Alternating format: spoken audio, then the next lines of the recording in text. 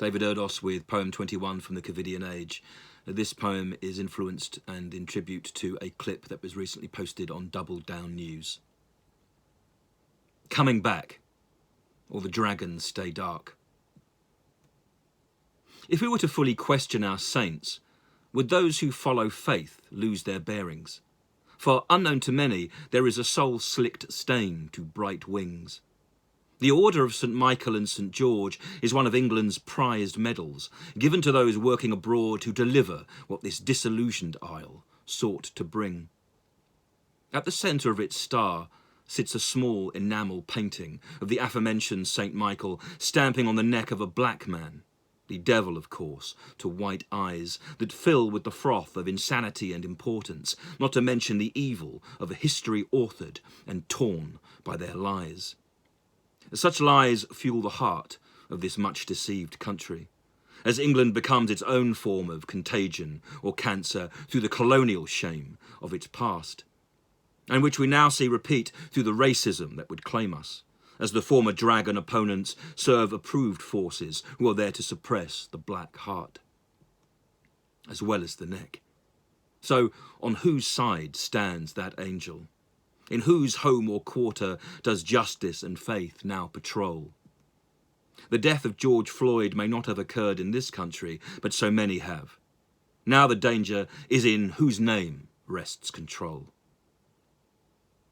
One of the former recipients of this prize was Sir Evelyn Baring.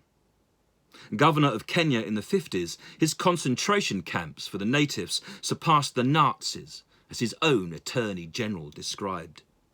He raked the Kenyans like earth after authorising their beatings and destruction, casting their wasted flesh to the oceans as the will of his whim, Lord and tides. When the facts were questioned, he prescribed that contaminated water dispelled them, as he sanctioned dark magic from the whitest of wands, man as filth, and empire as soil for a strain or stem that's pure poison, rising up to breach roses and to spoil the seed each man spills. Sir Evelyn Baring was Mary Wakefield's grandfather, and Mary Wakefield is Dominic Cummings's wife.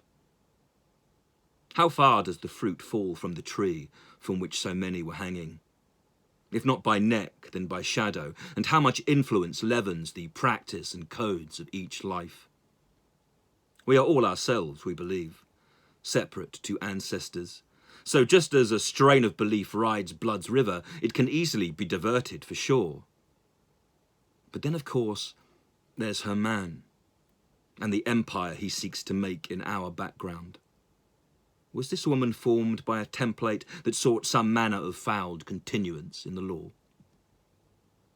No one can say, but the connection appalls me. As it does you, I am certain, for what this country is or was isn't us, but it could well be those who seek to control and corrupt things, from the rules for pub tables to the point at which veins split and bust. We were led to believe in St. George when he rested the dragon, whose fired breath brought destruction to every blade of grass and each home. But now this order's been stained by the simple fact of one medal. That it exists is the issue, prized and pinned on those eager to prize black flesh from white bone.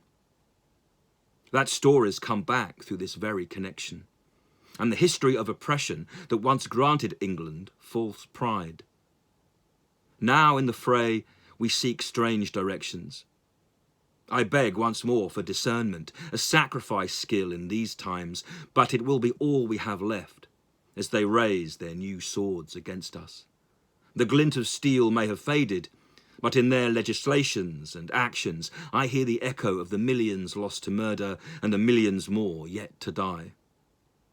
This could be a world that turns back to some of its former horrors. Examine those behind, beside and before you, and in doing so find the reason to rise and resist and defy. Who represents what we are? And remember, you can't tame a dragon. They just burn through the flag they were born to, as do the angels. Now, can anyone tell me why?